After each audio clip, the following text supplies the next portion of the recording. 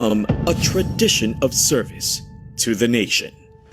With its first publications, Rex pledged itself to a more proactive role in education. As evolving education required new tools and services, so did Rex expand. In the dawn of the 21st century, when education is demanded to foster learning in all forms, learning within and beyond the walls of institutions, for sustaining today for the future.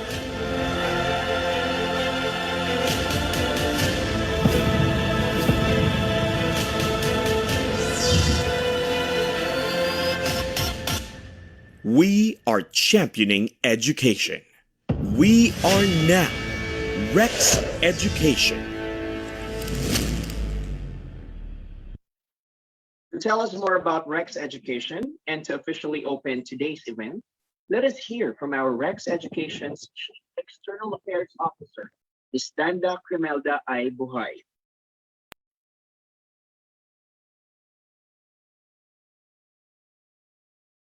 Good afternoon and welcome everyone to today's Learning Tack book launch and lecture. As we count down the months to the bar exam, it is with great pride that we present another stellar legal material that will hopefully guide our future lawyers into securing the future of service and integrity. This new book, of course, comes from Rex Education, a brand, a community, an advocacy, and a tradition of service dedicated to inspiring every Filipino lifelong learner to advance themselves and uplift others. With 70 years of service and dedication to education, we have evolved from that iconic bookstore that we all know to something bigger and more significant. From just providing learners with published educational materials, we are now accompanying everyone throughout their lifelong journey. Learning in all forms, beyond the walls of institutions, learning for delight, enlightenment, and fulfillment. And true to the tradition of service, Rex Education is guided by the Educampion philosophy, which seeks to rally and empower education duty bearers. We believe that all of us are Educampions, champions for education. We're all working with the best interests of the Filipino whole learner in mind. As Rex Education, our mission is to empower all duty bearers in the field of education to champion education no matter what the circumstances are. It is true, and because of this, that we are excited to spend the next 2 hours with you as we come together to unveil our most updated offering for the Philippine legal community, titled The Philippine Competition Act Annotated. This book is a top-tier resource for practitioners, academics, bar hopefuls to navigate the complexities and nuances of competition law. One of the most fascinating but complicated laws that is so much relevant in this time of Philippine history. Economics and law come together in the competition law. And it is to the advantage of both practitioners and academics to understand in its historical, social, and political context. Making this book even more relevant in the current milieu is that it draws on international experience and European jurisprudence to show us how we can maximize the potential of the law and develop it so it produces better social welfare. In the end, is not law created not just to police society, but also to serve and make better the lives of our citizens. Today, it is my honor to introduce to all of you the authors of the Philippine Competition Act Annotated, 3 of the best legal experts who come from both the public and the private side of the enforcement table, and from academia and consultancy to give us a holistic understanding and overview of the law. Our first author is Commissioner Amabelle Asuncion, the former Philippine Competition Commission PCC Commissioner, who spearheaded the formulation of the Rule on Administrative Search and Inspection, which enables the PCC to obtain court authorization when conducting dawn raids and investigations of PCA violation. Commissioner Amabelle's contribution in this book will be an invaluable insight into the application and interpretation of the PCA, implementing rules and regulations, rules of procedure, and other PCC issuances. Also, one of our authors is Attorney Rachel M. Burgess, a competition law expert and academic with extensive experience and practice in countries across the globe, including in Europe, UK, Australia, and the ASEAN region. Attorney Risha provides key viewpoints and applications that will give a perspective on international practices to hopefully level up Philippine practice. Our third and final author, Attorney Alain Charles J. Veloso, a partner in the Kisumbing Torres Corporate and Commercial Practice Group and a recognized competition law practitioner. As a legal practitioner, Attorney Charles understands the issues and challenges that lawyers and clients face surrounding the Philippine Competition Act. As a former lecturer, he also understands how concepts should be presented for maximum learning and retention. Today's lecture is going to be a jam-packed and enlightening session. And hopefully, we can learn so much from our notable authors. So without further ado, friends, join me in welcoming our partners and championing legal education, a good friend, Commissioner Amabelle Asuncion, Rachel Burgess, and Alain Charles Veloso. Wow, thank you very much for that, Ms. Danda Crimelda Buhain. I am sure that everyone is eager to know more about the Philippine Competition Act annotated book. Don't worry, because we have with us today the authors of the book, and it would be great to get first-hand insights from them through our panel discussion. I will not hold you for so long. So, dear authors, the spotlight is now yours. Good afternoon, everyone. Good evening, everyone. Hi, everyone.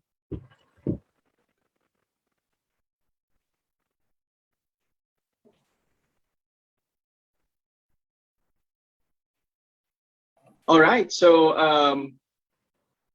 okay, so let's start the discussion. Who's going to be the first to tell us about this new book?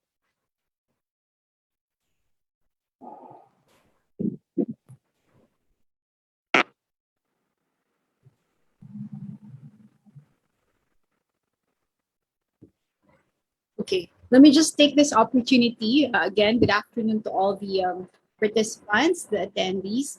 I know it's a work day, it's a busy day. Thank you for taking the time to join us this afternoon. We hope to give you a sort of preview as to the contents of the book. We believe it's a unique formulation that takes after the book of Russell Miller. You will find there an annotation of each provision of the Philippine Competition Act, containing the legislative background, explanation of the key concepts, jurisprudence, as well as practical tips for practitioners, which I'm sure most of you are very keen and interested to know about, and help you guide and advise your clients. So thank you for joining us this afternoon. I don't know if Rachel and Charles would like to put in a word as well. Thanks, Amabelle, and good evening, everyone.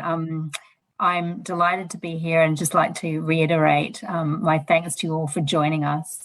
I'm coming to you from Brisbane, and I'm very sorry not to be able to sit alongside my co-authors on this very terrific occasion, and delighted also to welcome Russell Miller to the event. Thank you for joining us, Russell. Russell's book was the inspiration for this work. So thank you, Russell, for joining us. I think the only thing to add is that we thought rather than giving you a lecture, we would have a discussion about some topics that we thought would be of great interest to the audience. So we've tasked AA with setting some questions for us, so we'll respond to those shortly. Thank you very much. Charles? Yeah, thank you, everyone. I would just like to add that this book is a culmination of more than a year of collaborative effort with Amabelle and Rachel. And as a practitioner, this is one of the things that I wanted to see in our legal scholarship, because competition law as a new law is still largely untested in the Philippines, and it remains to be seen how the courts and the regulators will interpret some of the key provisions of the law. And so this book is aimed at helping both practitioners, academics, as well as regulators and businesses in guiding their activities and transactions to ensure that they're in compliance with the law as properly interpreted.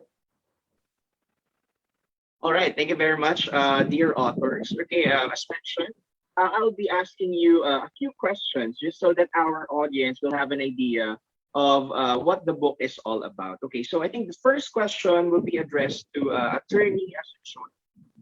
Ma'am Amabelle, we know that the PCA was passed into law in 2015.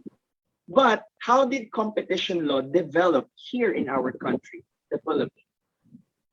Thank you, AE. Yeah. I think the question is quite loaded, and the implicit question is, why only now, right? The law was passed quite recently, and the question is, why only now? Was there no competition law in the Philippines before that? And also, why is it heavily influenced by US and EU competition law? And really, the short answer to that is our own history, the history of the Philippines. And I actually traced back our history and to understand the development of competition law and why it took us so long to pass a comprehensive piece of legislation. So if you remember, your history dates back to the Spanish occupation. They were in the Philippines for 300 years. And at that time, all economic activities were undertaken for and on behalf of the Spanish crown.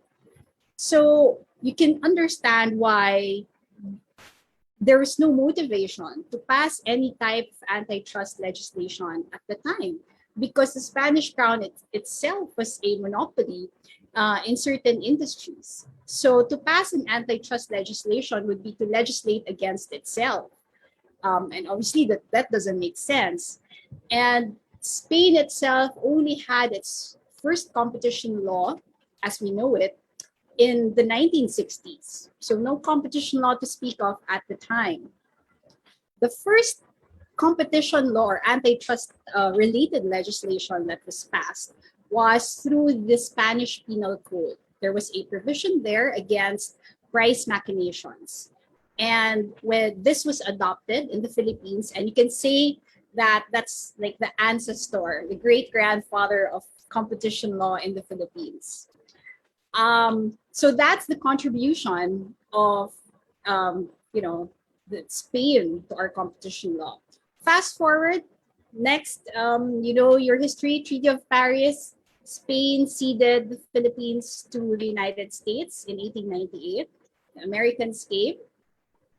And at that time, there was already antitrust legislation in the US. The Sherman Act was already in place in 1890.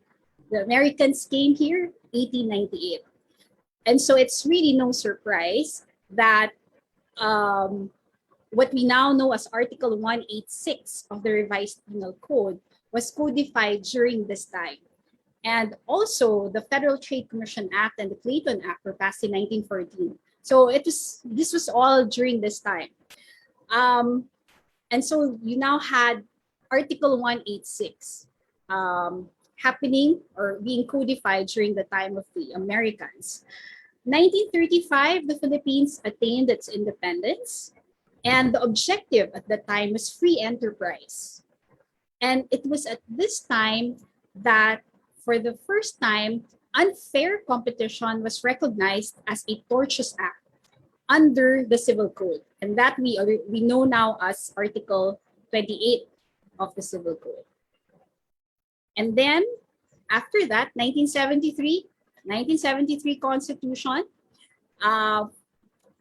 the state policy against monopolies was first enshrined in the Philippine Constitution. 1973 Constitution prohibits private monopolies. I emphasize private monopolies because, again, 1973, you can understand this was martial law, and the government itself was involved in monopolies. So there was that qualification in the constitutional provision. Now, it was a different story in the 1987 Constitution. there's no longer that qualification. The prohibition now in the 1987 Constitution is against monopolies in general without any distinction. Of course, there are still exceptions, but it doesn't distinguish between public and private monopolies. And you know that the 1987 Constitution happened during the time of restoration of democracy, trade liberalization, privatization, opening of the market of the Philippine economy. So there was really a conscious intention for the government to open up the economy. And this also gave birth to other smaller pieces of legislation in certain sectors that provided for opening up the competition of these sectors. So there's in the energy sector, for example, even in the telecoms, and in other parts, in other sectors, opening up these sectors to competition. And it was during this time that, shall I say, the Philippine Competition Act came into being. Of course, it did not become law right away. It took 2 decades also since the first bill was filed in Congress. But suffice it to say that this is how Philippine competition law developed in the Philippines. It's very much a function of our history, the economic objectives of the government and the state in general. I would like to end by saying that even jurisprudence is not, is also started to develop even in the 1900s. I discussed these cases in the introduction to the book. I don't have much time today, but I think the rulings in these cases could still provide guidance as to how we can interpret the provisions of the Philippine Competition Act. Thank you. Okay, so thank you very much, Attorney Asuncion. Just by the mere introduction of the book, or the overview of the topic, you gave our viewers a quick insight of what's to expect in that book. And as you said earlier, if you want to know more about the content of the book, you can find it in the introduction, especially what Attorney Asuncion discussed earlier. So thank you again, Attorney Asuncion. Now, for our second question, this would be addressed to Rachel. Okay, so Rachel, the question is, we constantly hear that competition law is for the benefit of the consumers. Is consumer welfare the only objective of the PCA? How about in other jurisdictions? Oh, thanks very much, AA. Yeah, look, it's generally accepted around the world. And I should say at this point that there's 130 jurisdictions around the world now with competition law. So the Philippines is following a well-trodden path in that sense. So it's generally accepted around the world that competition law and policy is intended to benefit consumers. It's about protecting competition in the market with the ultimate benefit of for consumers. And consumer welfare is commonly cited as a policy objective in many competition laws around the world, including in the PCA, in the Philippine Competition Act. It's not the only policy objective in the Philippine Competition Act, and I'll come back to that in just a minute. Let's pause for a minute and think about what we mean by consumer welfare. And we've heard the word economics a couple of times already, and I'm going to use it again because consumer welfare is really an economic concept. And it's about ensuring that society's resources are used in a way that benefits consumers. And we're not just talking about low price, because what we also need to think about is the quality of the goods and services, and perhaps even more importantly, innovation. We're moving in a very dynamic marketplace these days. Things are changing very quickly, and innovation is key to that. And what a competitive market does is drive competitors to be innovative, again, so that they can introduce new products and services to compete with their counterparts. So we have consumer welfare as a policy objective in the PCA and in many other laws. The PCA also lists policy objectives reflective of the state of the Philippines economy, I think. It lists economic development, it lists the objective of free and fair competition, and it also lists a common objective of preventing economic concentration. But we also need to remember that policy objectives might appear in documents other than the law itself. And the Philippine Development Plan is a good example, because you have an entire chapter in the 2017 PDP, the Philippine Development Plan, dedicated to competition policy for the first time in the Philippines, which is a great achievement. So what do policy objectives do for us? Well, they play a really important role, particularly when the law is new. So we have the PCC tasked with enforcing this law. We have the courts tasked with interpreting the law, and the policy objectives will provide guidance when the law itself is not necessarily, some words may not be clear, the intent may not be clear. The policy objectives will certainly guide the PCC and the courts. We also know that the PCA includes some exemptions from the law, and the PCC also has the power to, the forbearance power, so they do not have to enforce the law. And the PCC itself will be guided by the policy objectives in applying those exemptions and that forbearance power. One of the challenges that the PCC is going to have, though, is that there's multiple policy objectives. So we can foresee a scenario where a merger might be great for consumer welfare but bad for economic development, for example. So there might be a potential tension then between the multiple policy objectives that the PCC and ultimately the courts will have to resolve. Multiple policy objectives are not uncommon. There are many jurisdictions around the world, particularly developing jurisdictions, that have multiple policy objectives set out in their competition laws. South Africa is an example, and all of the ASEAN member states have multiple policy objectives. So the Philippines is not alone in this challenge. One of the most exciting parts for me of doing this book was actually reviewing the deliberations in the bicameral committees discussing the legislative intent behind the law. And we reference it heavily throughout the book. But in this context, the Senate deliberation made clear that although there is a list of policy objectives in the PCA, they're not in any order of priority. So we don't know which ones have priority. And again, it's going to be something that has to develop and be worked out. One of the suggestions we make in the book is that maybe the multiple policy objectives could be considered as part of the overarching primary goal of promoting consumer welfare. The last point I'll finish on is in response to your question about what about in other jurisdictions. I've dealt already with the developing jurisdictions. In relation to the developed jurisdictions, developed competition law jurisdictions, Australia, the US, EU, consumer welfare is very much a key policy objective.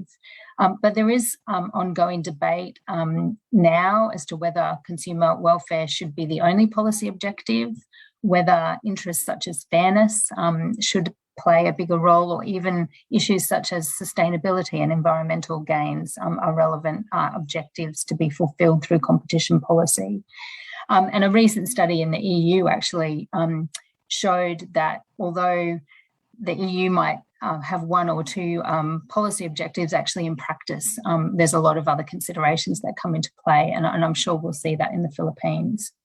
So to conclude, just I think it's worth us remembering that although there's a lot of jurisprudence out there that will guide the Philippines, we need to be mindful of the particular policy objectives in the Philippines, which will mean that just picking up other chunks of law and applying them in the Philippines is not necessarily the right thing to do, and regard does have to be had to those policy objectives. Thanks, AA. Right, thank you very much, Rachel. There was, and what's another interesting thing about this book is that it contains a lot of terminology that is new to the Philippines. That can be helpful, of course, in opening new ideas and insights when we speak about competition law. Now, this next question is for Charles. Rachel mentioned that the application of competition law is dependent on the context where it is applied. So the question is, are there differences in approach between the US and EU competition laws? And which of those approaches has been taken in the Thank you, AA. That's a very good question because these two competition regimes are at the forefront in shaping the policies, principles, and enforcement of competition law globally. The legislative debates on the Philippine Competition Act, which we have carefully curated in our book, also reveal Congress's intention to adopt the approach of both of these jurisdictions. As a practitioner, I can say that it is important to understand where the specific provisions of the law were based on, because this will inform us on how the regulators and the courts will likely interpret and apply the law. On the surface, both the US and EU competition regimes appear similar. Notably, they both regulate the three pillars of competition law, i.e. anti-competitive agreements, abuse of dominance, which is also known as monopolization in the US, and anti-competitive mergers and acquisitions.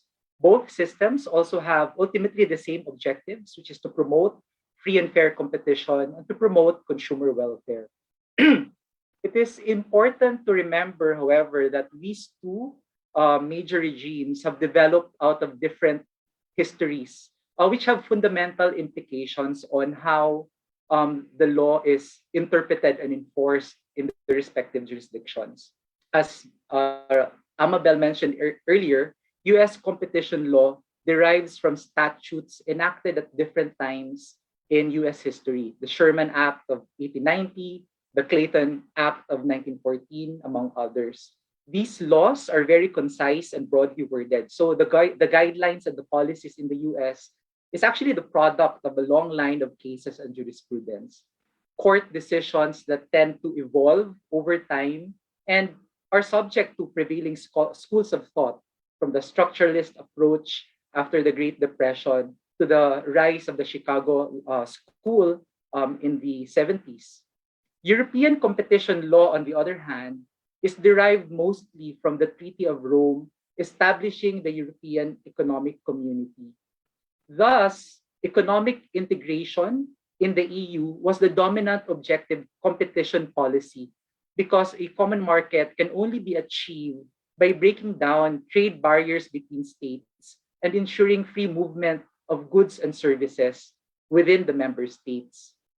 Thus, if you look at anti-competitive agreement regulation, in the EU, arrangements that are intended to artificially divide the European market, such as export bans or bans on parallel importation, are considered as anti-competitive by object in the EU.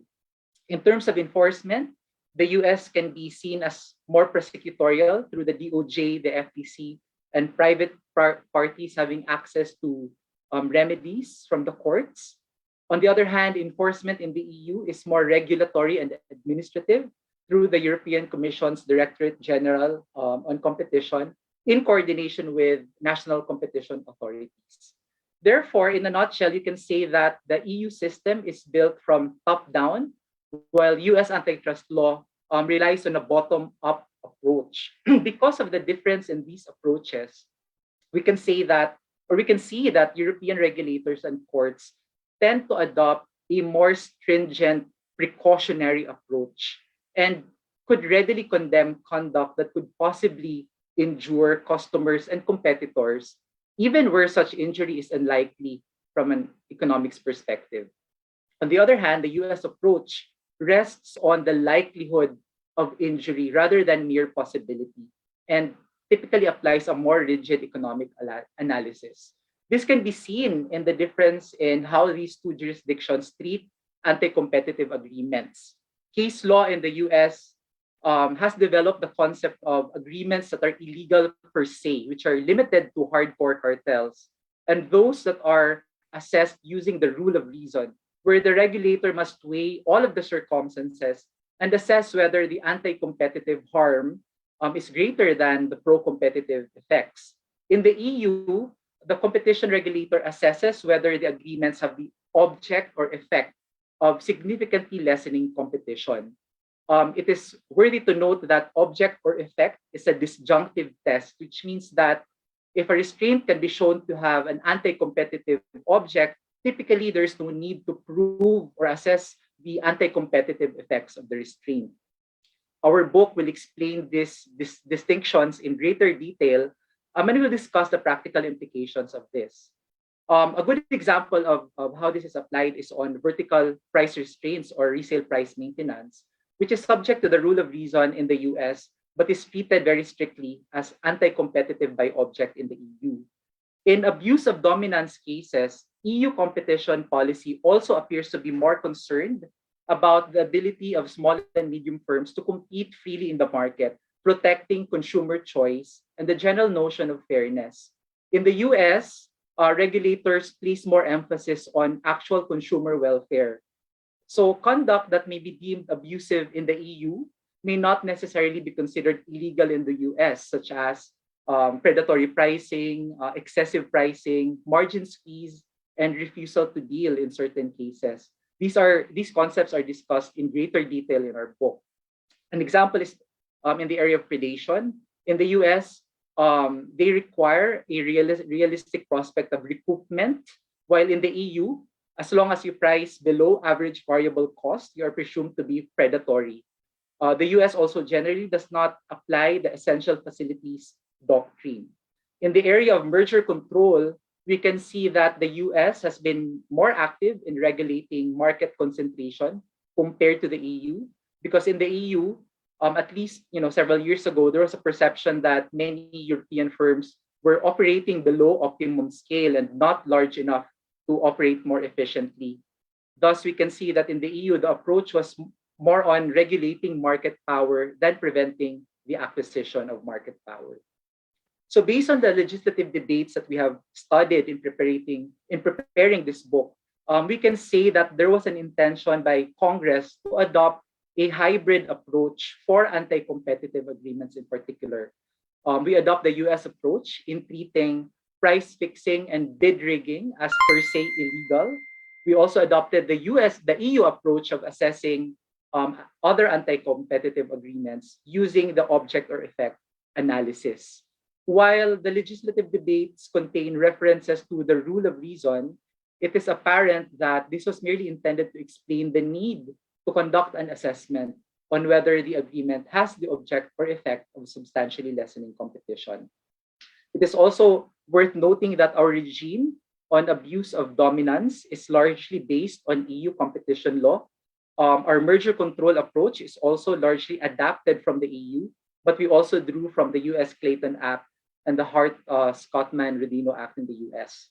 In terms of enforcement, the Philippines has also adopted a hybrid approach, the US approach of treating cartels as criminal offenses and subject to the prosecutorial powers of the Department of Justice, and the EU approach of creating an independent and powerful competition authority with broad powers to adopt and implement rules and regulations, investigate and determine whether an infringement has been committed, and impose penalties and other remedies for violation.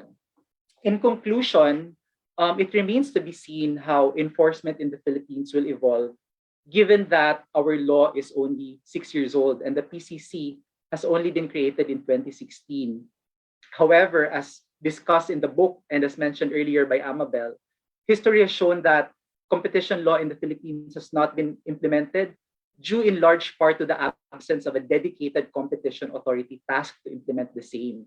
But with the creation of the PCC, this early, you can already see that there are active investigations being conducted in abuse of dominance cases consistent with the EU approach. The PCC has also been very active in reviewing M&A transactions.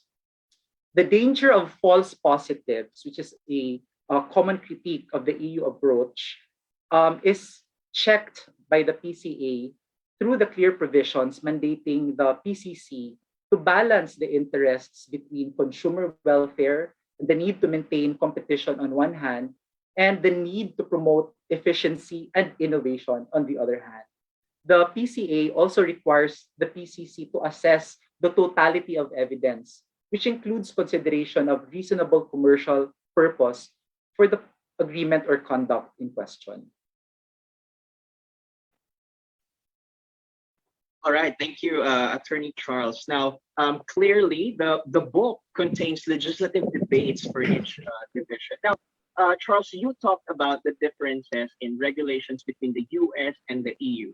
Now, is there any sector excluded from the application of the PCA, and does it apply to businesses that operate outside the Philippines? Thank you, AA. Again, that's another very good question. And it's one of the most frequently asked questions because there's a common misconception that certain entities or sectors are not covered within the scope of the law, such as nonprofit organizations and government-owned corporations. There's also an impression that if you're outside of the Philippines, you will not be covered by the Philippine Competition Act.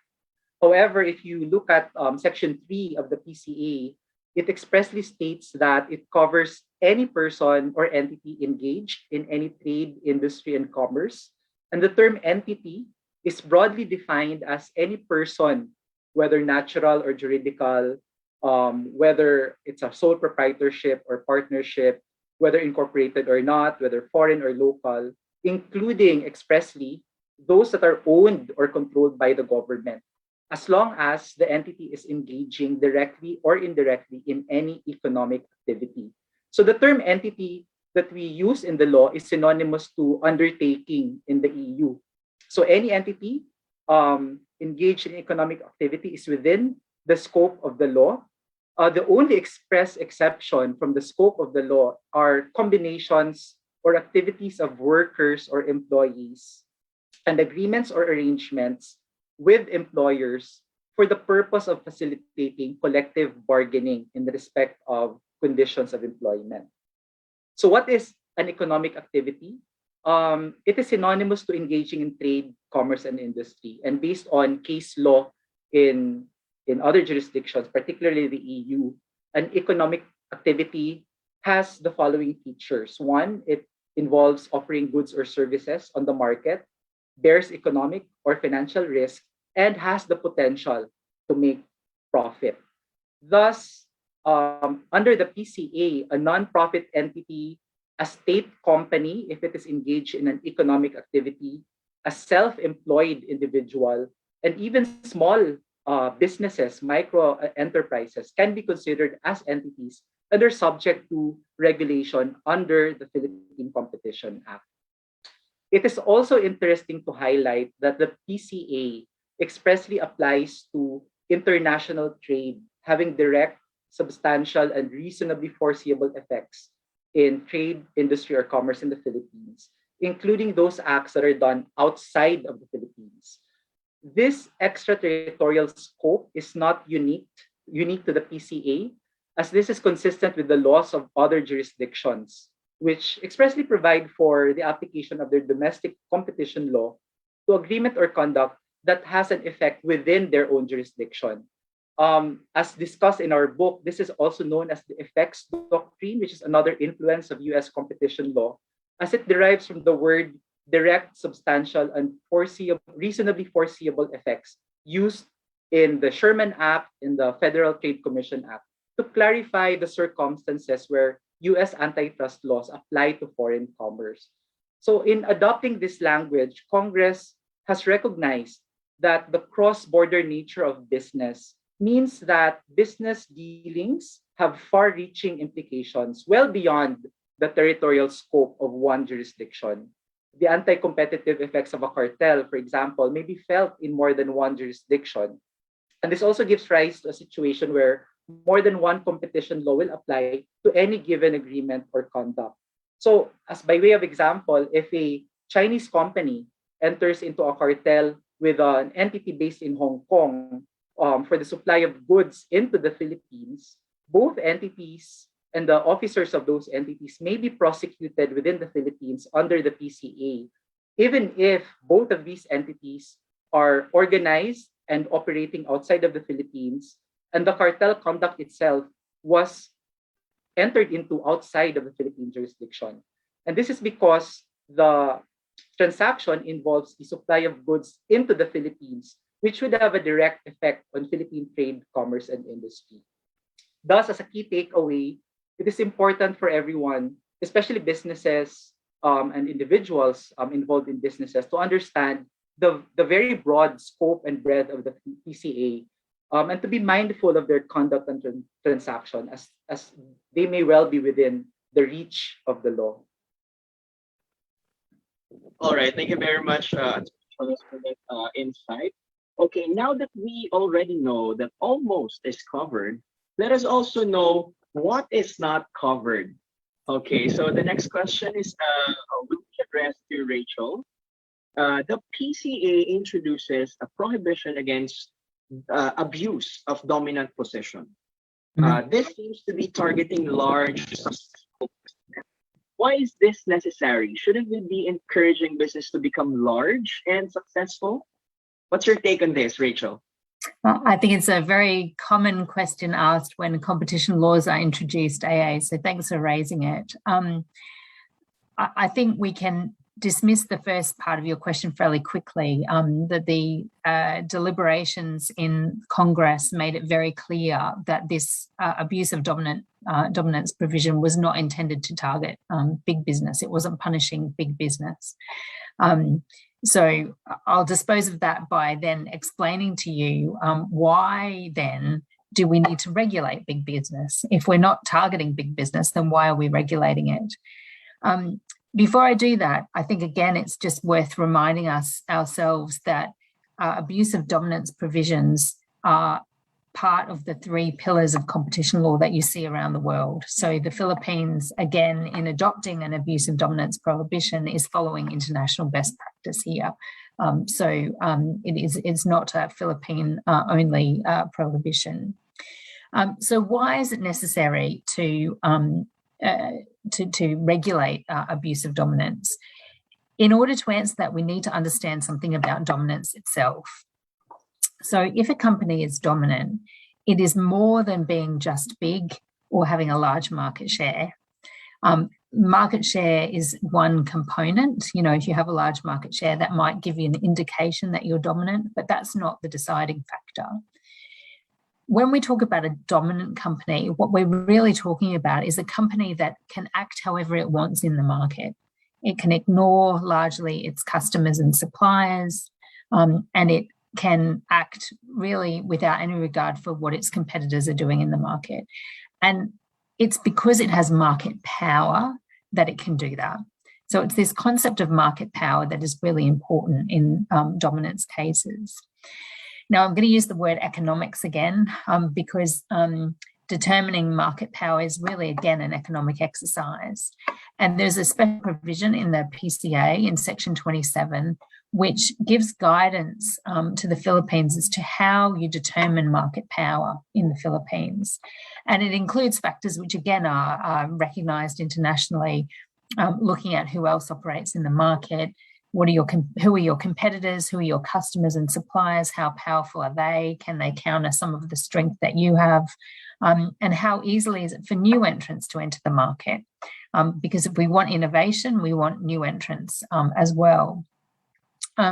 So it is a question of weighing up all of those factors to determine how much market power an entity has before a conclusion can be reached about whether or not that entity is dominant.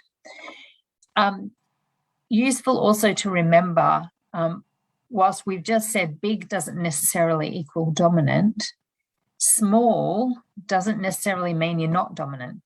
So it's also possible for small companies who operate in niche markets to be dominant in that niche market. And there was, I think it was the first abuse of dominance case in Singapore that involved a ticket seller by the name of Systic, who was an SME operating in a very niche market, was found to have a dominant position and to have actually abused that dominant position.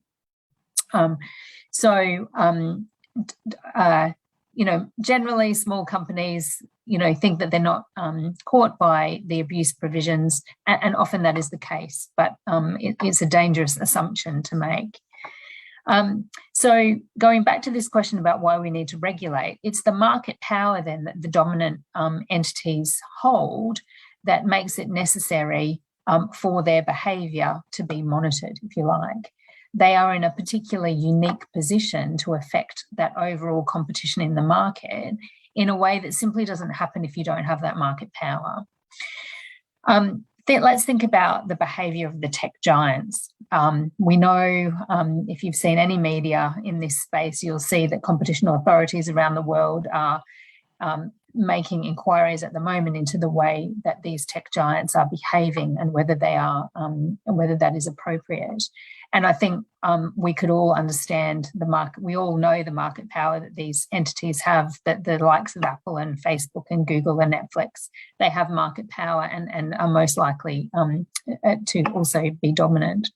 But think about what would happen if I had a new product and I needed to use one of these platforms to get my product to the market. And if one of these tech giants simply refused to allow me to have access to their platform, where do I go? How do I get my product to market? The reality is I probably don't have many other choices. If I was approaching a small player in the market who had a platform, it's unlikely to begin with that small player would refuse me to allow access to their platform because it wouldn't be commercially sensible for them to turn me away. But even if they did, the impact on competition in the market would be very different because I could find somewhere else to go. If they're just a small player, then I'd have other options. The same could be said of a shopping mall.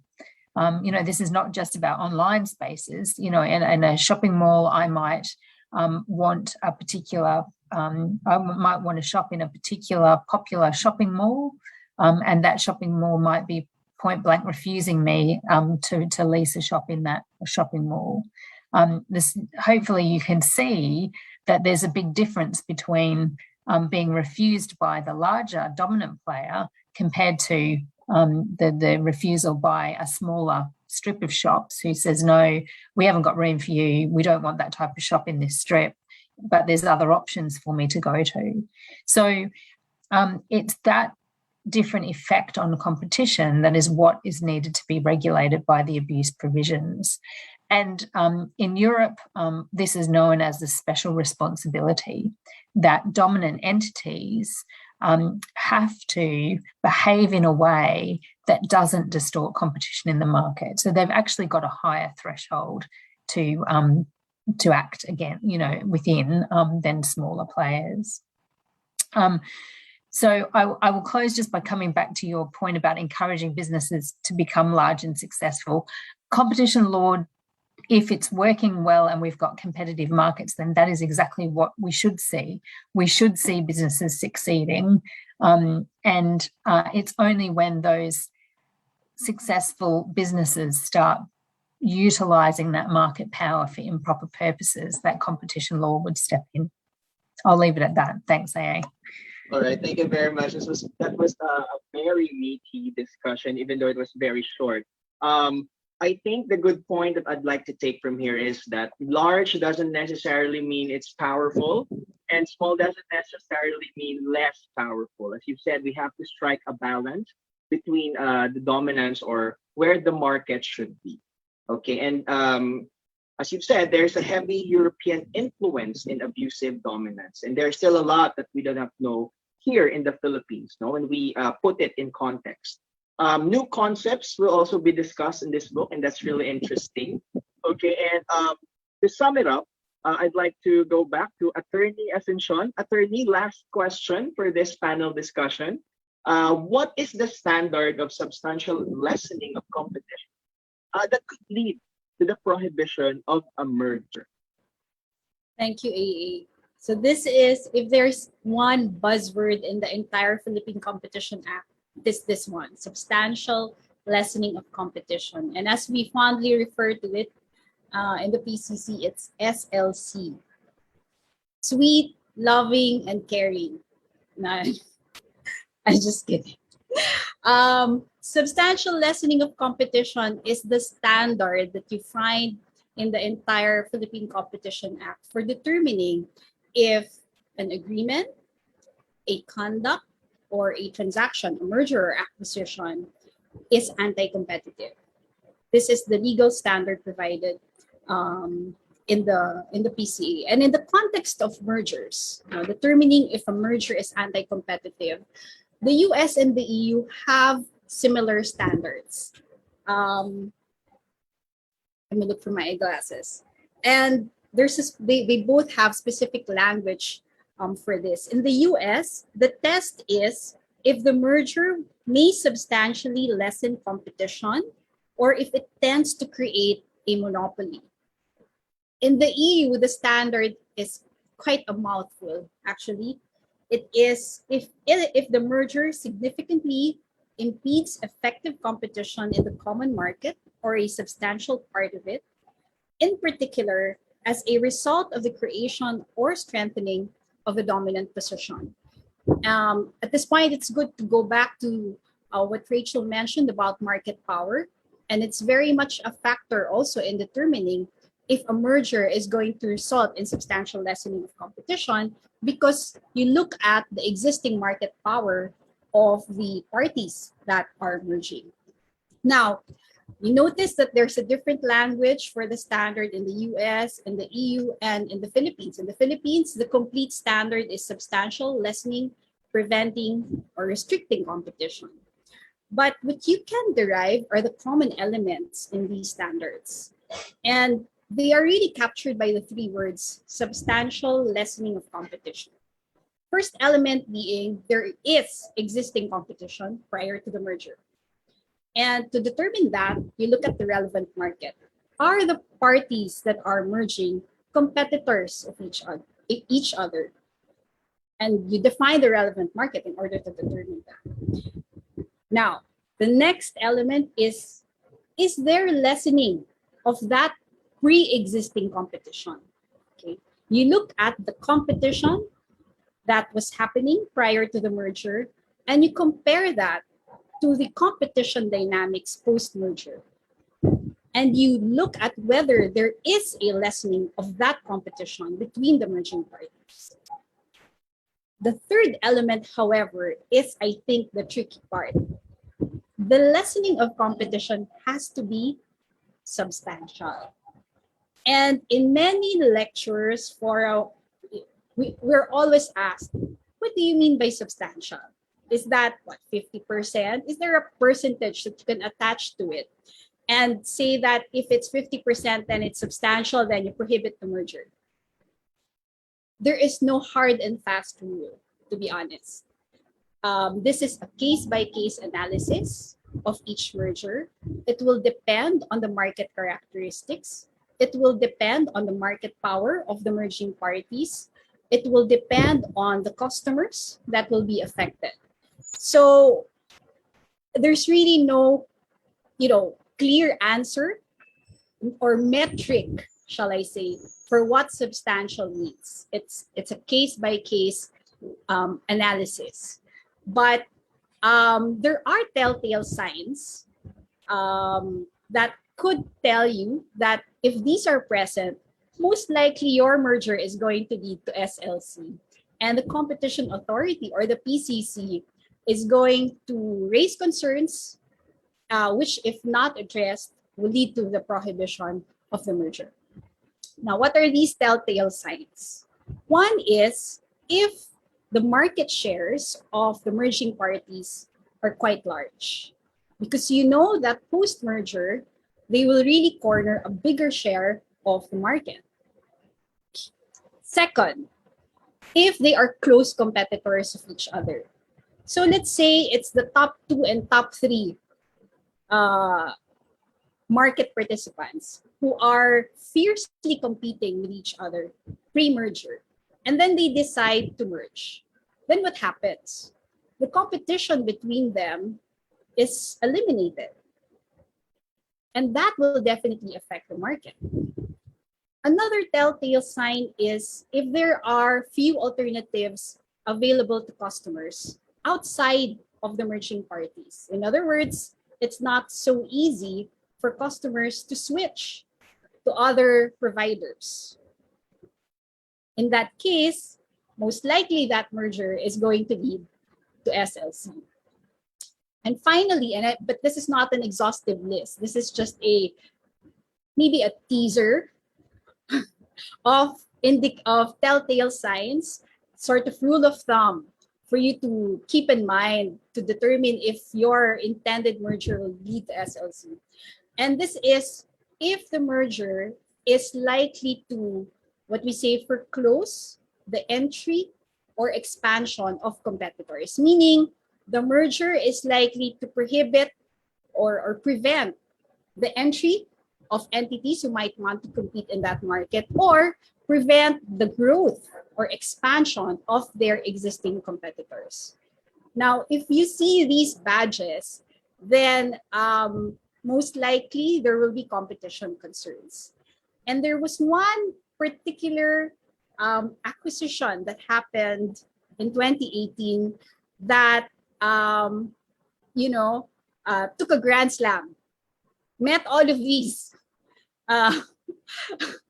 all of these signs. And I think some of you or many of you will be familiar with this case, the Grab Uber merger back in 2018.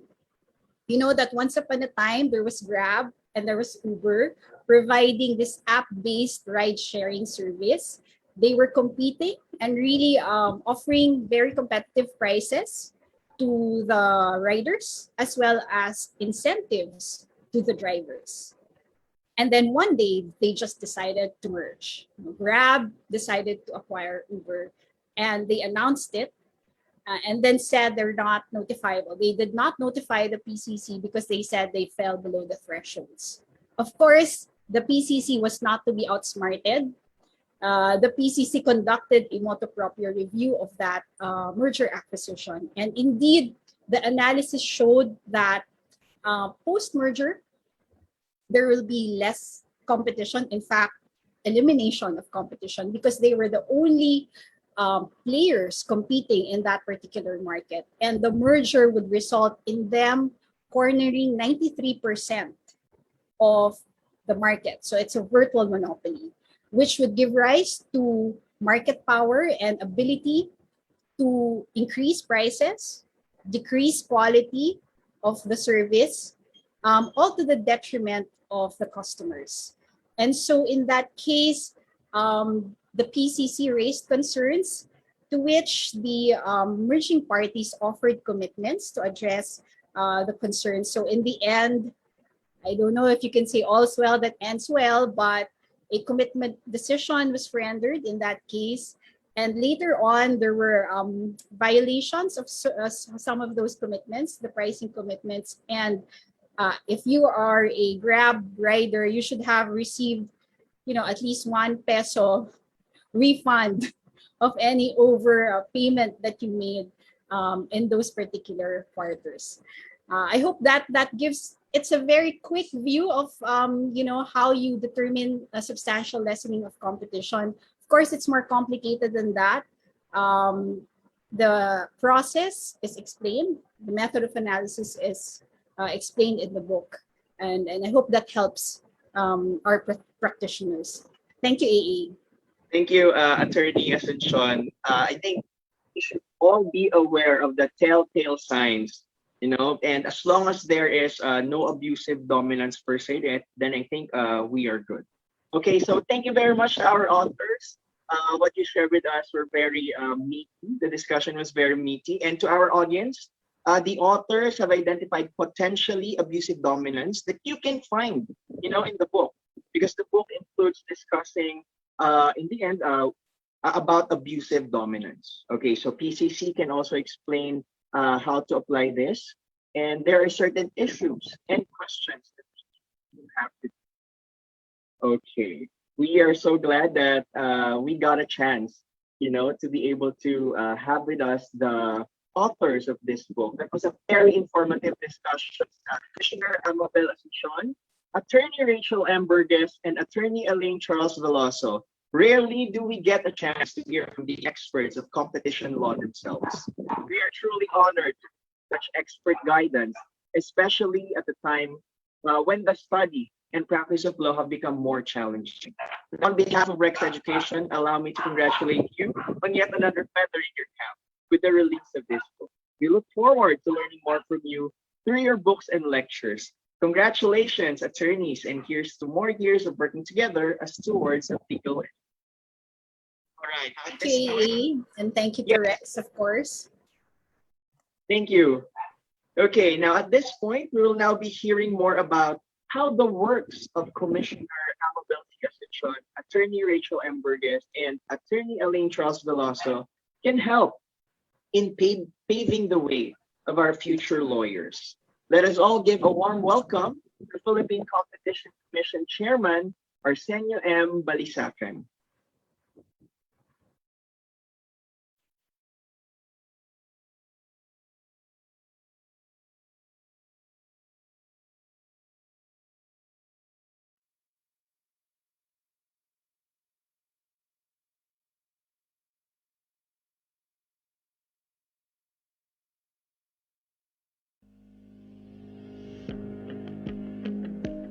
To the authors of the Philippine Competition Act, Annotated, former PCC Commissioner Amabelle Asuncion, Rachel Burgess, and Alain Charles Veloso, my big and warm congratulations on your masterpiece.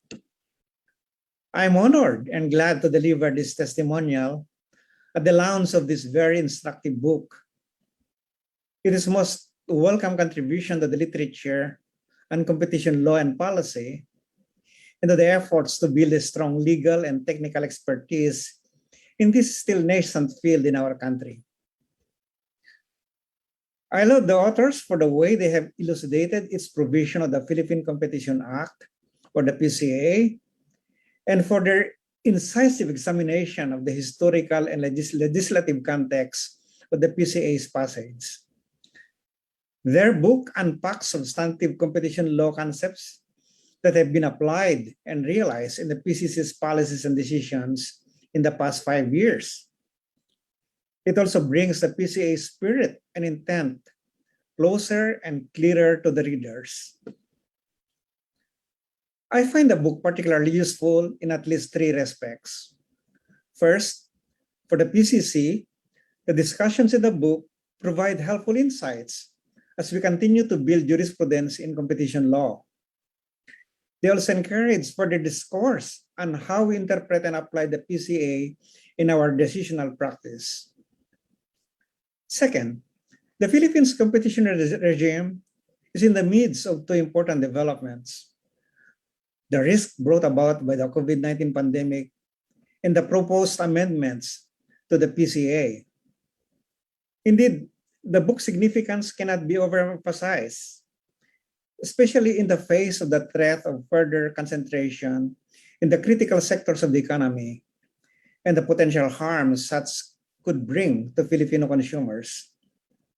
Thus, I truly hope that our policymakers and decision makers will read this book and be reminded of important lessons from history and the necessity of upholding market competition, especially in these challenging times. Lastly, I speak as an academic who sees immense value in illegal education as a catalyst for fostering a competition culture in the country. With the recent inclusion of competition law in the upcoming bar examinations, I believe this book will find itself among the ranks of seminal texts on competition law in the Philippines. Needless to say, this book is a must-have for law students and faculty, as well as government officials and members of the judiciary, lawmakers, and competition law practitioners. Once again, cheers and kudos to the authors, former Commissioner Asuncion, Ms. Burgess, and Mr. Veloso.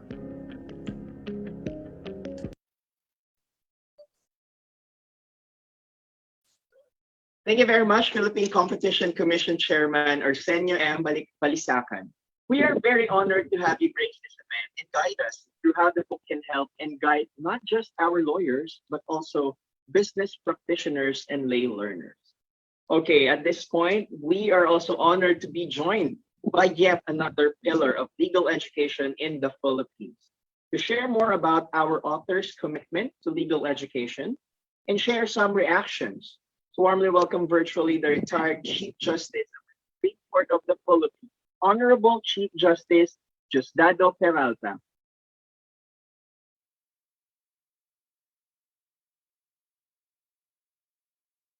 Good morning to everybody. The enactment of the Philippine Competition Act in 2015 was a significant step towards the development of a dynamic and viable economic environment in the country. It consolidated into one framework the various competition laws and policies in the Philippines that were spread throughout 30 or so different laws: the 1987 Constitution, the revised Penal Code, the Consumer Price Act, and the Electric Power Industry Reform Act of 2001, among other sector-specific legislation. In the more than 6 years since its passage, the Philippine Competition Act has paved the way for the promotion of fair competition in trade and commercial activities and in enhancing economic growth. The resulting complete and unified law has in turn created the need for judicial and legal practitioners, law students, and policymakers to adopt and familiarize themselves with a systematic legal environment conducive to competition law. Furthermore, there is the resulting need for a textbook understanding of the legal practices and processes involved in the Philippine Competition Act, owing to the resulting confluence of global business practices and ideologies on one hand, and the need to protect the interests of consumers on the other. This will allow for the timely and orderly resolution of potential disputes that may arise from cross-border economic activities. Owing to the relative novelty of the Philippine Competition Act, there appears to be a dearth of available annotations on the historical antecedents, salient features, and key concepts of the law, as well as related jurisprudence. Thus, the publication, the Philippine Competition Act Annotated, is a most welcome addition to the limited legal bibliography on Philippine competition law and policy. The collective years of experience and breadth of expertise of the three esteemed authors, Commissioner Amabelle Asuncion, Attorney Rachel Burgess, and Attorney Alain Charles Veloso in the field of competition law are well evident in this publication. They trace in detail the historical background of the development of competition law in the Philippines setting, and then present the key concepts, principles, and features of the Philippine Competition Act. Their keen insights as to the significant aspects of the law and relevant jurisprudence are illustrated as they explain its legal provision with clarity and ease. And being the experts that they are, they likewise offer guides and recommendations as practice points to their readers. Such methodology in authorship makes the Philippine Competition Act Annotated a most necessary reference to any competition law practitioner and student. Having been the 26th Chief Justice of the Philippines, I have had the privilege of working with Commissioner Asuncion of the Philippine Competition Commission when she led the Commission initiative of crafting the Supreme Court's rule on administrative search and inspection under the Philippine Competition Act in 2019. Apart from her valuable input in the formulation of the said rule, Commissioner Asuncion helped the court in the organization of seminar workshops on the Philippine Competition Act for commercial court judges and court attorneys. Attorney Burgess is an internationally respected lecturer and consultant on competition and consumer law who draws her extensive legal experience from both private practice and government service. She has worked primarily in the Asian region over the last years, completing a range of capacity building programs for new competition regimes. She has worked closely with the Malaysian Competition Commission and the Philippine Competition Commission by providing assistance in the early years of operation. Completing the triumvirate is Attorney Alain Charles Veloso, a partner in the law firm Kisumbing Torres Corporate and Commercial Practice Group and Banking and Finance Group, where he heads the firm's capital markets practice. Attorney Veloso has a legal career founded on overseeing mergers and acquisitions and advising investment banks and multinational corporations as regards their transactions in the Philippines, to name a few. Given its author's mastery of the subject law as conveyed in these pages, I am certain the Philippine Competition Act Annotated will be an invaluable reference book for all its readers. My heartfelt congratulations goes to Commissioner Asuncion, Attorney Burgess, and Attorney Veloso, as well as to Rex Bookstore Incorporated, my own publication company, for the successful launch of this publication. Thank you very much. Good day.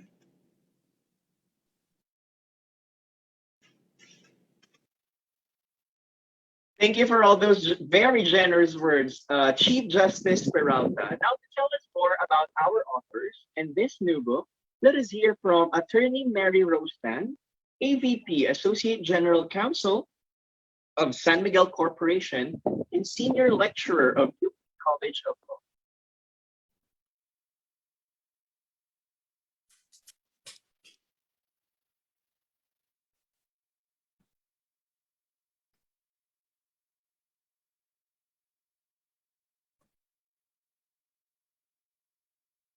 Good afternoon, everyone. Good afternoon to our authors, former Competition Commissioner Amabelle Asuncion, Ms. Rachel Burgess, and Attorney Charles Veloso. A good afternoon as well to our organizers and representatives of the publisher Rex Bookstore, and to all the participants. I would like to extend my most ardent congratulations to the authors on this accomplishment of putting together the Philippine Competition Law Annotated. Not since the groundbreaking enactment of the Philippine Competition Act in 2015, a quarter of a century after it was first proposed, did another huge leap towards the development of Philippine competition law practice was made. And I dare say it is through the publication of this book. As more than adequately covered in the book, the development and emergence of competition law in the Philippines can rightfully be described as glacial. Nonetheless, it has a peculiar characteristic of being a product of an amalgamation of competition and antitrust practice legislations from several jurisdictions.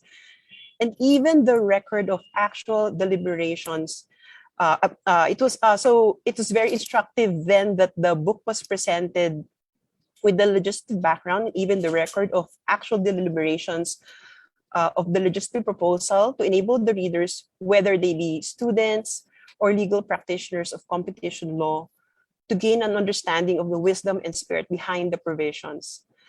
I find this manner of presentation of the topics will prove to be immensely valuable for the growth of competition law practice and studies. Another feature of the book that I find very useful is the practice points, which provides guidance to counsels on possible relevant issues that their client may encounter. It certainly provides a jump-off point for further comprehensive legal advice.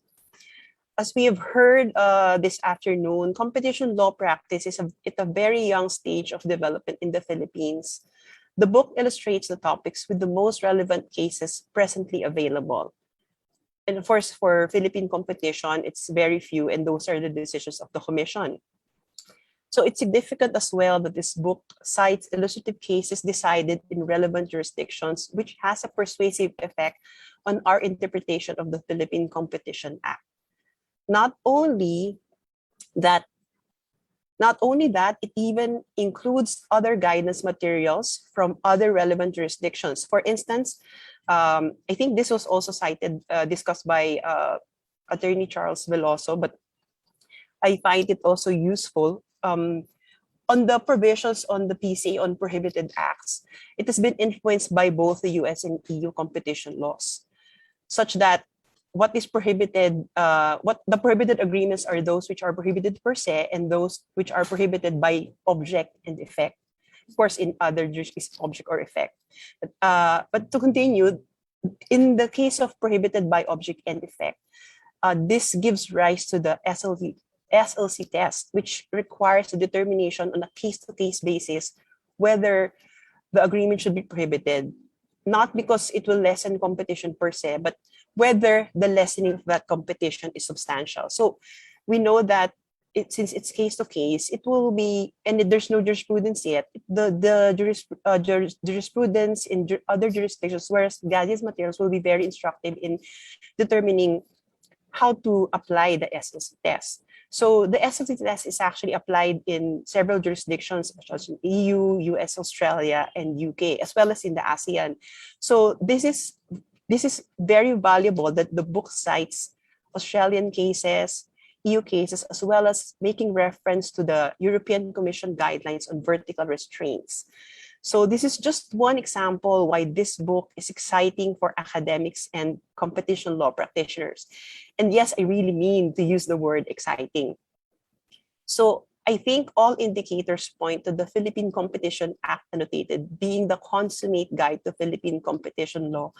And I'll be very surprised if this will not be published in several editions as the Philippine competition law practice continues to develop. I would like to personally express my gratitude to the authors for laboriously putting together this book. As a member of the academe and as a legal practitioner dealing with mergers and acquisitions and competition law practice, I personally find this book like a gift, as it will surely prove to be very valuable tool in navigating Philippine competition law practice. The qualifications of our authors indeed lend credibility and authoritativeness to this book.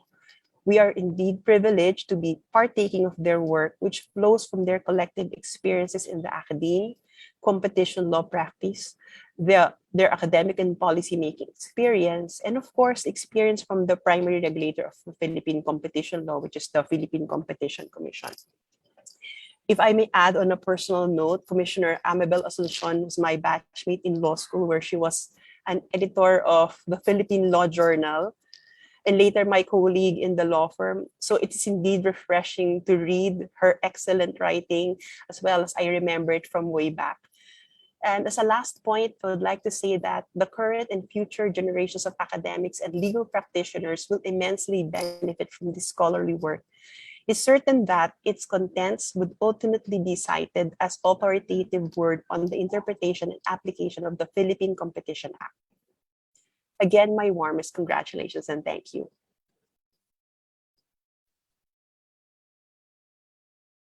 Thank you for all these kind words, PCC Chairman Arsenio M. Balisaca, retired Chief Justice Beralda, and of course, Attorney Mary Rostan. Hearing your praises of the book gives us the utmost pride for having been chosen and entrusted with the publication for this masterpiece. Now, in the same vein, allow us to express our gratitude as well for being stewards of legal education. Thank you. Okay, now we are opening the floor for our Q&A with our authors. So feel free to comment your questions below. We'll be selecting questions from the comments as we move forward. I'll be reading the questions in your behalf, so don't worry. Okay, again, I would like to inform everyone that you may ask questions to the speakers by typing them in the comment section, because the first 3 viewers to ask their questions will be receiving a copy of this very much anticipated book. Okay. I think our viewers are very quick to ask their questions because we already have one. Okay, let me just read the question. Okay, this is from Madas Mia. The question is, what are the difference between merger and consolidation? Okay, from our authors, anyone can answer the question. Okay, again, what is the difference between merger and consolidation? Let me answer that. So I suppose the context of the question is the breadth of the definition of mergers in the Philippine Competition Act. Can you hear me?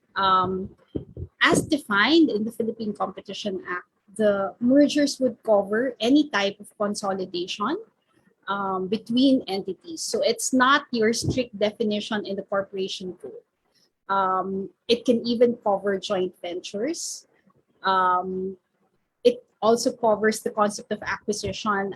Again, if you look at the legislative background, there's a little bit of discussion on that. But essentially, any type of combination between entities wherein they form a new entity that is going, or well, one entity emerges as the surviving entity that could affect the competition in the market for that in that relevant market is caught by the Philippine Competition Act.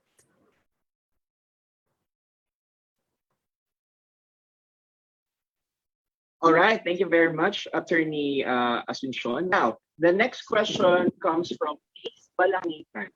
Question is, what are the prohibited acts under the Act and the main purpose of the Act? Okay, what are the prohibited acts under the Act and the main purpose of this Act?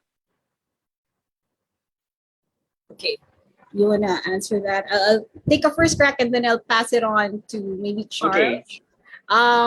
As mentioned, there are three pillars of competition law anywhere in the world, and that is adopted in the Philippine Competition Act: anti-competitive agreements, abuse of dominance, and anti-competitive mergers and acquisitions. Those are the three pillars. You find them in sections 14, 15, and then section 16 to 21 will cover anti-competitive mergers and acquisitions.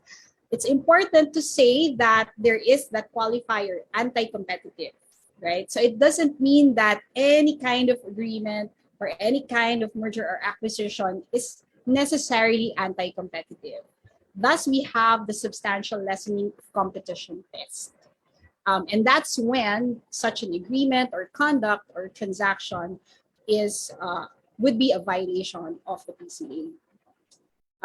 Feel free to add, Charles or Rachel. Yeah, maybe I will touch upon anti-competitive agreements, and then I'll pass on the floor to Rachel to briefly discuss abuse of dominance.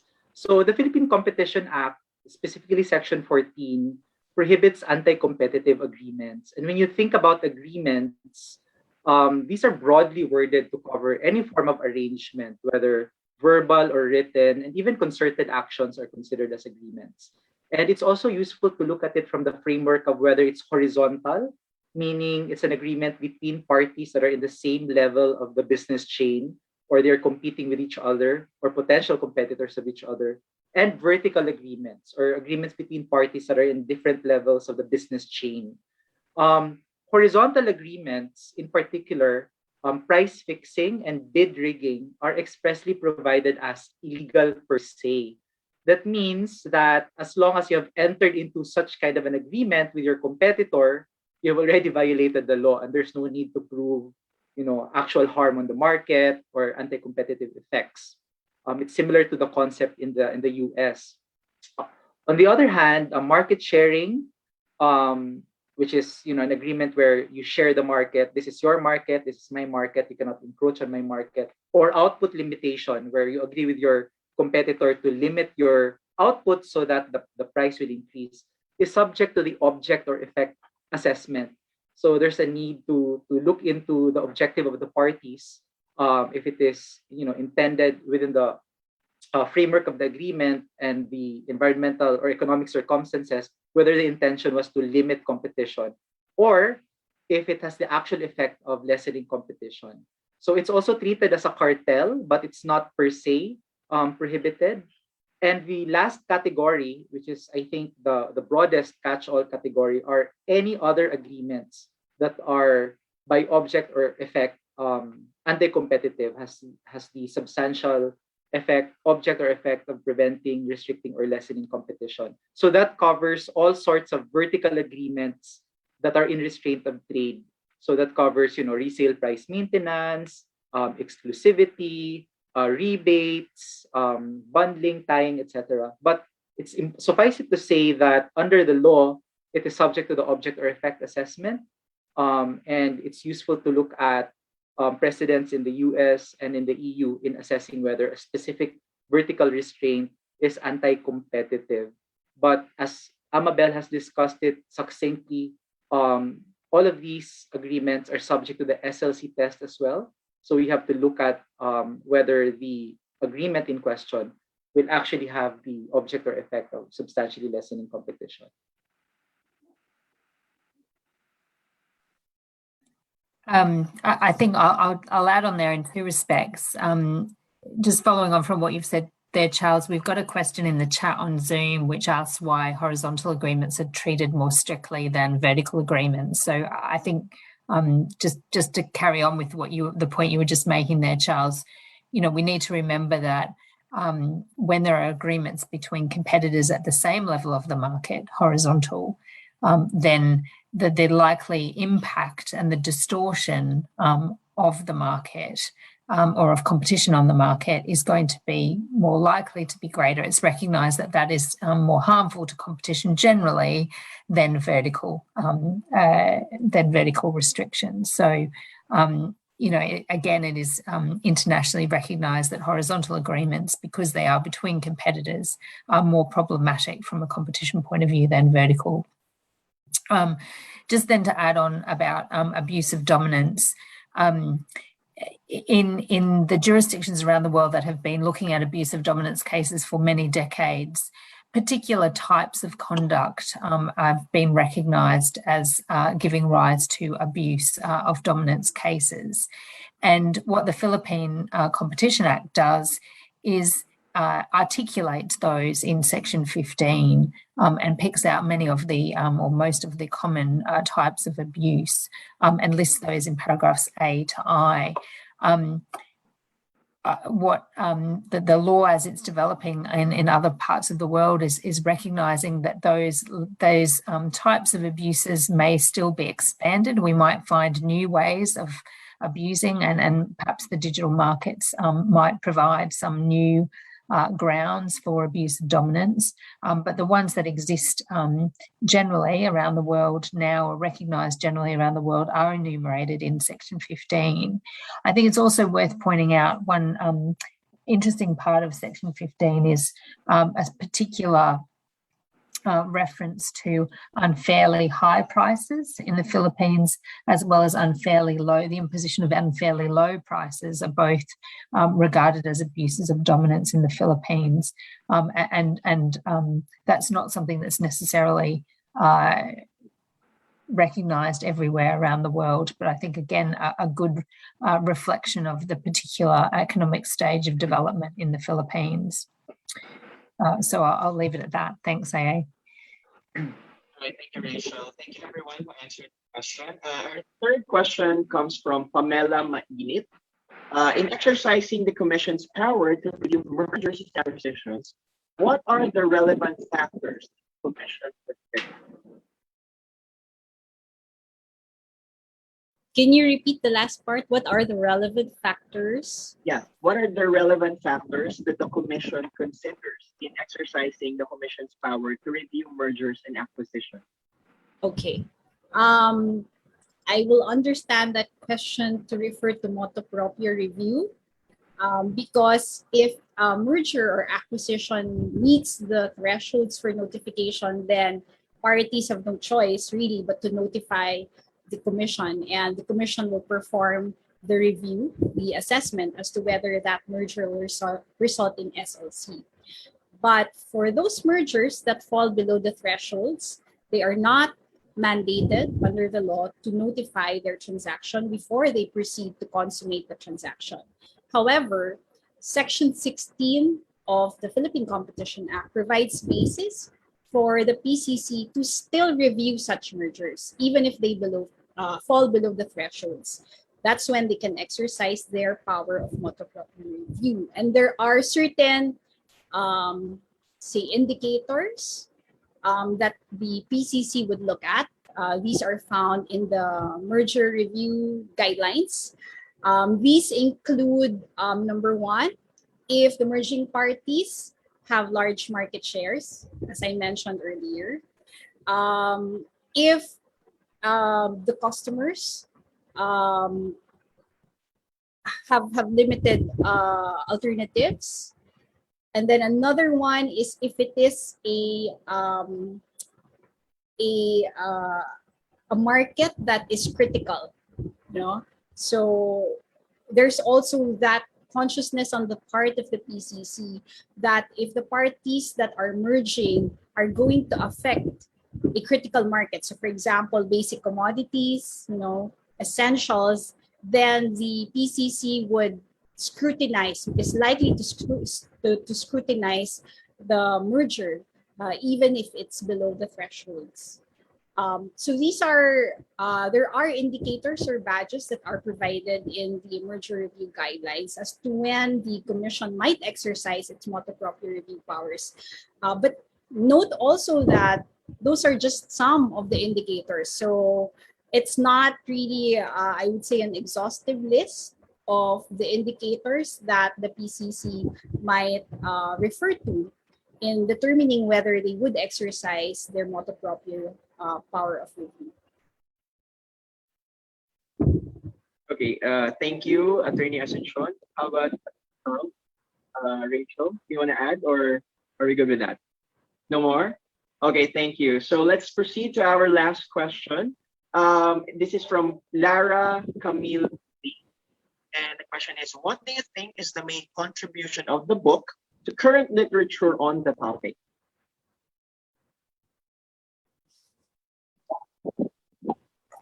Shall I start on that one? Go ahead.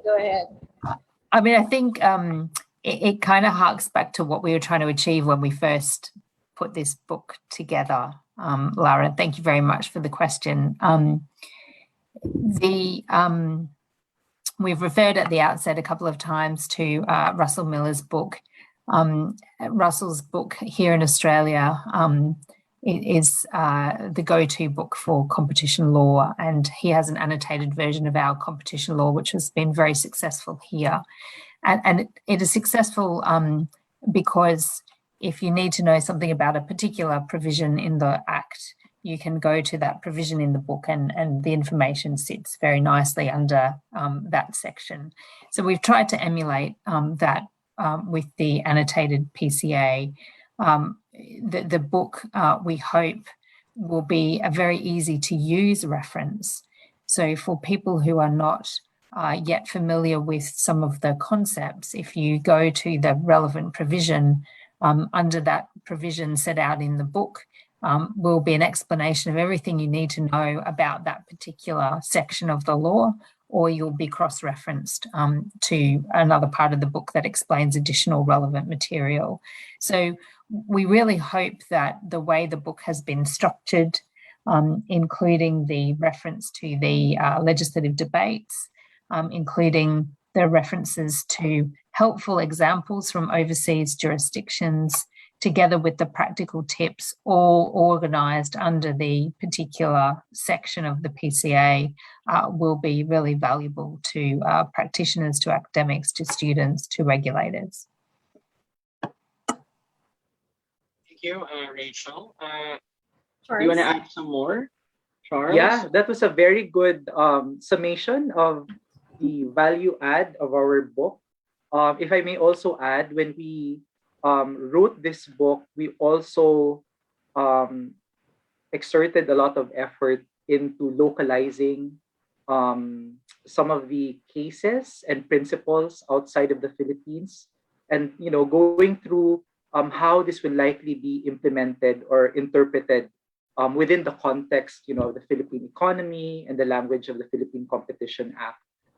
So in a way, there was an effort to distill the principles and make it applicable locally, and then try to come up with an interpretation that is both reasonable and sensible from the perspective of the Philippines. So if you look at the book, the structure there is actually quite systematic, because we started off with the key concepts, and then we also touched upon the legislative debates to give us, some history on the intention of that particular provision, and then go through some examples in other jurisdictions and come up with an analysis as to how these cases would likely be applied in the Philippines. And there are also some practical practice notes that we feel might be helpful to practitioners and businesses alike. Okay. I think that one of the main contributions of the book is that it lets you in on the secrets of the commission. No, I'm just kidding. No, no, if you notice the combination of the authors, so I worked with the commission. I was there in the formulation of the rules, in the decision-making process. Rachel has the international experience and perspective, both in the academe as well as working with other competition authorities in other jurisdictions. Charles is a practitioner, so all of these perspectives are taken into consideration in the book. So it's not just explaining the concepts as what you would usually find in textbooks, but it gives you that additional flavor.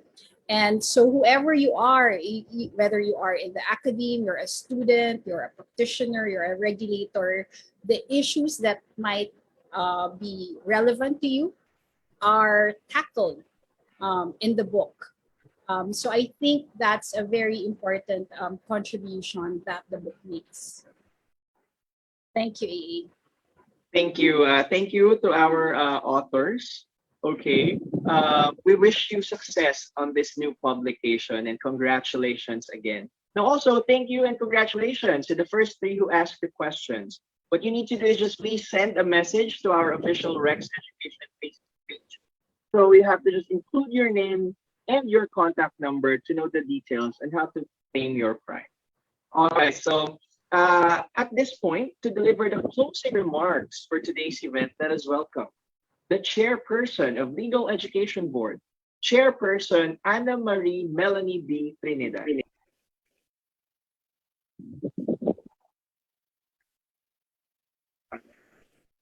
Chief Justice Diosdado M. Peralta, Chairman Arsenio M. Balisacan, and members of the Philippine Competition Commission, Attorney Mary Rose Tan, Rex Bookstore official Ms. Danda Buhayin, Deans and Professors of Law, ladies and gentlemen, good evening.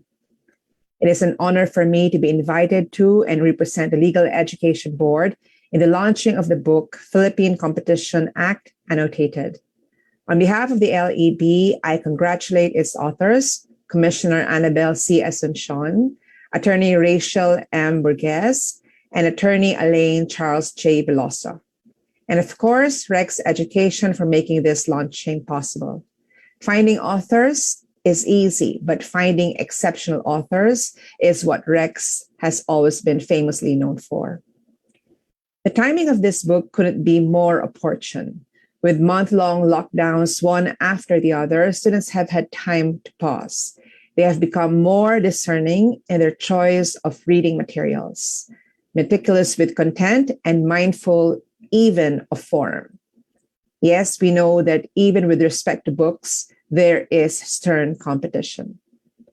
John Cochrane of Hoover Institution, an expert in the field of competition law, couldn't be more right when he said that, and I quote, "Competition is the only force that consistently leads to lower prices and quality goods and services, improving our daily lives," end of quote.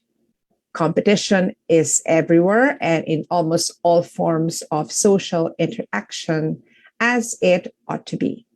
Without it, companies and supply even the most basic of man's needs, such as food, shelter, and clothing, would care little about the law of supply and demand. Vloggers would not strive to give their viewers attention-grabbing content. And Rex Bookstore will probably not have this many number of books and this many number of branches in the whole country. Without doubt, fair competition among manufacturers, retailers, and sellers has given the consumer the opportunity to inflate his money, especially at this time. This time, when due to the economic catastrophe that the novel coronavirus has cast on the human race, life has been a protracted paycheck to paycheck for the average Filipino. On the brighter side, the average spender has become wiser and much more discriminating. We find ourselves staying longer than we used to in the supermarket aisles. No, we're not necessarily buying more, and yes, we have more time. Fact is, there are just so many more available choices, and making the right choice has never been more crucial. Of course, there's fair and there is unfair competition. Our law students are aware of the existing monopoly in the servicing of electricity, and of course, even non-law students are aware of oligopoly in telecommunications. With very few players in the telecoms industry vis-a-vis the country's huge population, free competition is hampered to the woes of the consumers, who have to contend with abysmal internet services worsened only by steep prices. On the other hand, electricity is still unheard of in the poorest of communities, while utterly prohibitive in more decent barrios. As one Roman poet once said, a horse never runs so fast as when he has other horses to catch up and outpace. Without any other competitor, service providers are oblivious to the very purpose of their existence. But while dominance equals supremacy, knowledge is still power. We are therefore eager to start turning the pages of this important book tonight, to acquaint ourselves with antitrust laws, knowledge which will enable every consumer like you and me to grapple with improper oligopolies or monopolies, or firms that impose their unfair commercial practices upon us. We may be a long way from creating legislations that avoid anti-competitive practices, but we will surely get there. In the meantime, we have this book. If it looks heavy, that's only because our problems and their solutions are inside it. Once again, congratulations to Commissioner Asuncion and attorneys Burgess and Veloso. Your book is worth every penny and every while. Good evening to each and every one of you. Thank you very much, Chairperson Mel Trinidad, for closing this event. The honor is truly ours. Again, to our viewers, you can get your copy signed and have a personalized dedication from our authors. All you need to do is order through the link posted in our caption. All right, now on that note, we have come to the end of this afternoon's program. Indeed, it was a very productive learning afternoon with our legal luminaries, Commissioner Amabelle Asuncion, Attorney Rachel M. Burgess, and Attorney Alain Charles J. Veloso, and of course, our distinguished guest. Now, on behalf of Rex Education, I would like to express our heartfelt gratitude for having been chosen as your partner in legal education. We look forward to more years of our fruitful partnership as we continue to work together to enable more law students and lawyers to achieve their dreams of becoming lawyers and excelling as one. Okay, now, to everyone who joined us this afternoon, thank you very much for learning with us and for choosing Rex to be your partner in learning. See you all on our next book launch. Thank you and keep soaring, Edu Campeons.